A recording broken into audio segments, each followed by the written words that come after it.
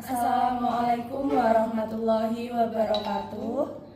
Di sini kami akan meroleplaykan pre-conference dan post-conference di stase ruang rawat inap, ceritanya di ruang Cemara RSUMP.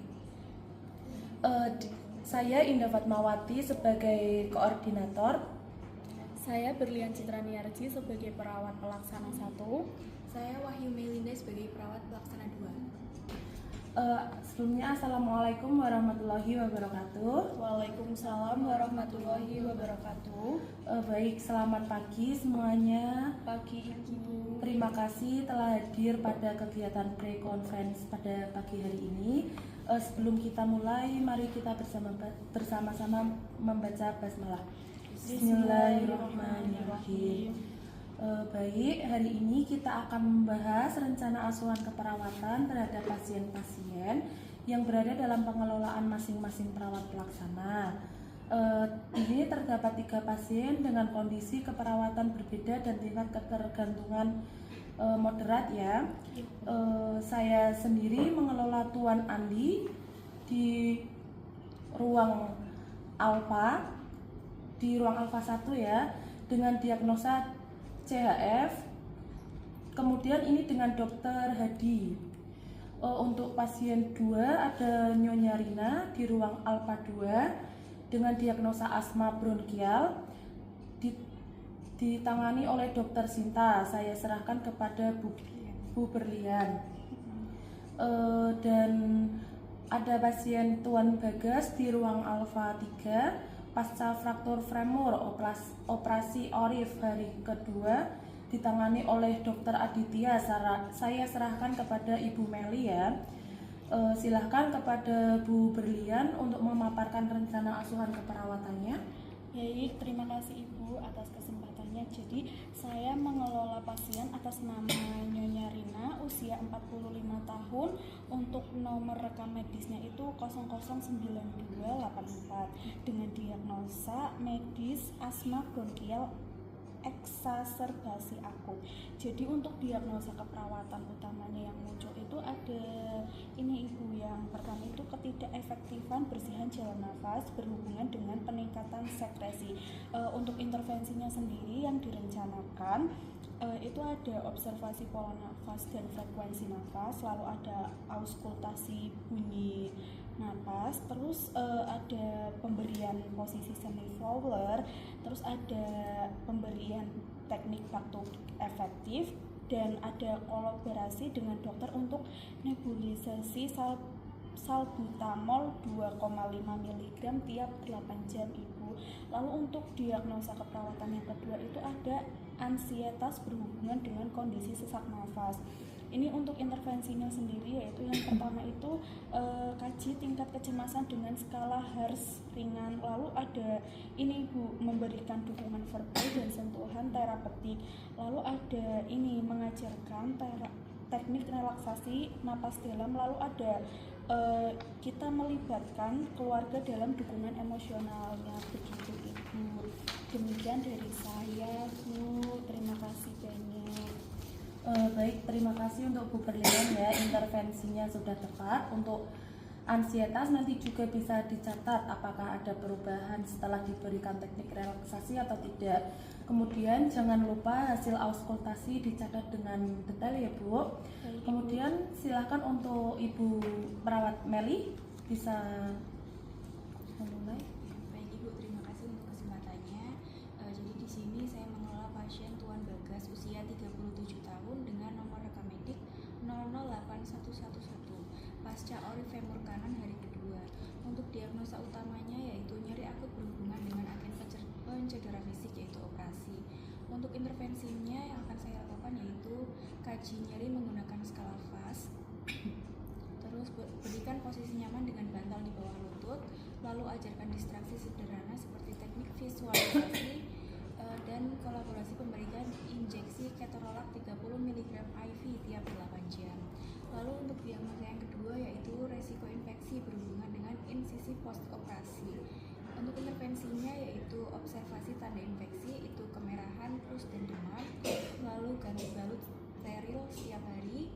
Selanjutnya ada anjurkan pasien menjaga kebersihan area sekitar luka dan kolaborasi antibiotik Ceftriaxone 1 gram per 24 jam. Baik, terima kasih untuk Bu Meli ya, rencananya sudah bagus.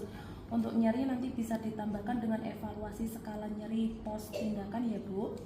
Kemudian bila memungkinkan ajak keluarga untuk membantu pasien dalam posisi nyaman, memberikan posisi nyaman.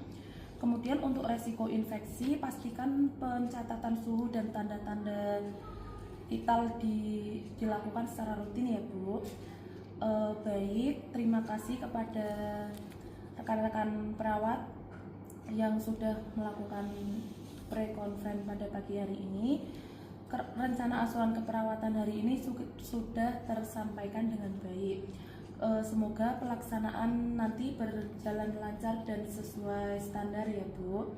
Mari kita tutup kegiatan pre-conference pada pagi hari ini dengan mengucapkan alhamdulillah. Alhamdulillahirabbil alamin. Saya tutup. Wassalamualaikum warahmatullahi wabarakatuh. Waalaikumsalam warahmatullahi wabarakatuh.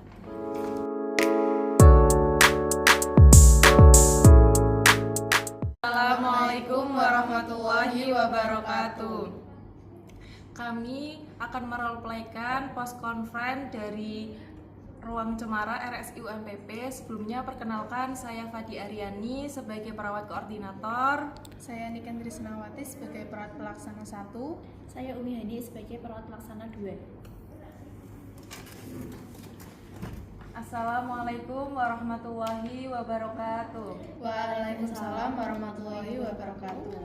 Alhamdulillah, puji syukur kita panjatkan kepada Allah Subhanahu wa taala karena kita masih diberikan kesehatan dan kesempatan untuk melaksanakan post conference yang hari ini.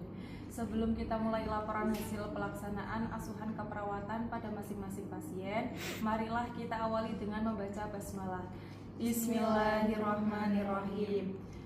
Pasien-pasien masih sesuai dengan pembagian saat pre-conference tadi pagi. Saya sendiri, Tuan Andi dengan CHF, Bu Niken, Nyonya Rina dengan asma bronchial eksaserbasi akut, Bu Hani dengan Tuan Bagas post orif femur hari kedua. Silakan Bu Niken menyampaikan hasil asuhan keperawatan terhadap Nyonya Rina. Baik, saya laporkan hasil keperawatan untuk pasien Nyonya Rina. Usia 45 tahun. Nah, untuk diagnosa satunya yaitu ketidakefektifan bersihan saluran nafas.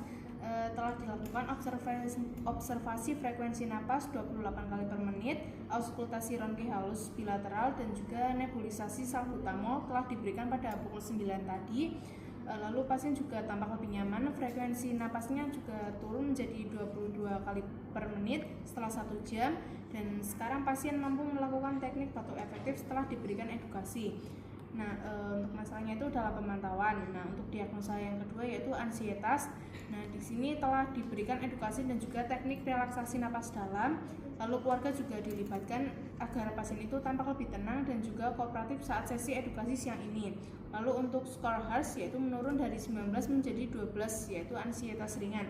Nah, untuk tindak lanjutnya yaitu dengan melanjutkan nebulisasi dan juga pemantauan harian HARS dan juga evaluasi sekresi dahak tiap 8 jam. Baik Bu Niken, hasilnya bagus, ada perbaikan pada pola napas dan kecemasan. Jangan lupa dokumentasi hasil skor dan respon pasien. Silakan Bu Hani melanjutkan. Baik, saya laporkan hasil keperawatan pasien Tuan Bagas usia 37 tahun, post orif femur hari kedua. Untuk diagnosa yang pertama itu ada nyeri akut, nyeri skala 5 saat pagi hari, kemudian diberikan ketorolac 30 mg melalui IV pada jam 8 pagi tadi. Kemudian pasien tampak lebih tenang, kemudian skala nyerinya juga turun menjadi 2 dari 5 saat siang hari. Kemudian posisi tidurnya sudah diperbaiki, kemudian dilakukan edukasi tentang teknik distraksi. Kemudian pasien mengatakan merasa lebih nyaman setelah diatur posisi dan juga diberi edukasi. Kemudian untuk diagnosa yang kedua itu ada resiko infeksi, luka operasi tampak kering, tidak ada pus, kemudian juga tidak terdapat kemerahan. Kemudian balutan sudah diganti tadi pukul 10 pagi dengan teknik steril dan juga suhu tubuh sudah dicek yaitu 36,8 derajat Celcius. Untuk selanjutnya sudah diberikan antibiotik ceftriaxone 1 gram melalui IV sudah diberikan sesuai jadwal. Kemudian ini masih dalam pemantauan. Lalu tindak lanjutnya bisa dilakukan pemantauan tanda-tanda infeksi dan juga edukasi kebersihan luka. Kemudian juga didokumentasikan evaluasi nyeri setiap shift. Kendalanya pasien awalnya enggan diganti posisi karena takut terjadi nyeri kembali. Namun setelah diberikan edukasi, pasien sudah kooperatif. Baik Bu Hani, sudah sesuai prosedur dan ada perbaikan. Evaluasi nyeri dan luka sudah lengkap. Dokumentasi harus dicatat ya. Segera saya sendiri akan menyampaikan untuk pasien Tuan Andi. Tuan Andi usia 59 tahun dengan CHF perawatan hari ketiga. Diagnosa keperawatan, intoleransi aktivitas berhubungan dengan ketidakseimbangan suplai dan kebutuhan oksigen. Yang pertama dilakukan pengkajian vital sign pre dan post aktivitas ringan, yaitu menggosok gigi di tempat tidur. Yang kedua, HR meningkat dari 84 menjadi 100 bpm, namun kembali stabil setelah 5 menit istirahat. Yang ketiga, pasien tampak sedikit kelelahan. Untuk diagnosa yang kedua, gangguan pola tidur berhubungan dengan sesak saat malam hari. Pasien mengatakan tidur masih terganggu, hanya tidur selama 3-4 jam. Posisi semi-fowler dan latihan napas malam hari diberikan, namun belum maksimal. Sedang diajukan kolaborasi untuk terapi non-farmakologis lainnya. Untuk tindak lanjutnya, evaluasi kembali toleransi aktivitas esok hari. Anjurkan tidur siang singkat dan evaluasi lebih lanjut faktor-faktor pengganggu tidur. Terima kasih rekan-rekan, hasil pelaksanaan asuhan hari ini sudah baik. Walau masih ada masalah dalam pemantauan, tapi tindakan sudah sesuai dengan standar. Mohon tetap koordinasi bila muncul kendala atau perubahan status pasien. Apakah ada kendala dari rekan-rekan lainnya? Keluarga pasien Nyonya Rina itu sempat panik saat melihat pasien sesak, tapi ketika sudah dijelaskan bahwa itu bagian dari proses pemulihan dan sekarang mereka jadi lebih tenang. Baik, untuk diri saya sendiri tidak ada kendala besar, hanya komunikasi awal saja. Sekarang pasien juga sudah lebih percaya dan terbuka dan juga kooperatif. Baik, kalau tidak ada tambahan lagi, mari kita tutup pos konferensi yang hari ini dengan mengucapkan hamdalah. Alhamdulillahirabbil alamin. Terima kasih atas kerjasamanya. Semoga tugas hari ini berjalan lancar. Saya tutup. Wassalamualaikum warahmatullahi wabarakatuh. Waalaikumsalam warahmatullahi wabarakatuh.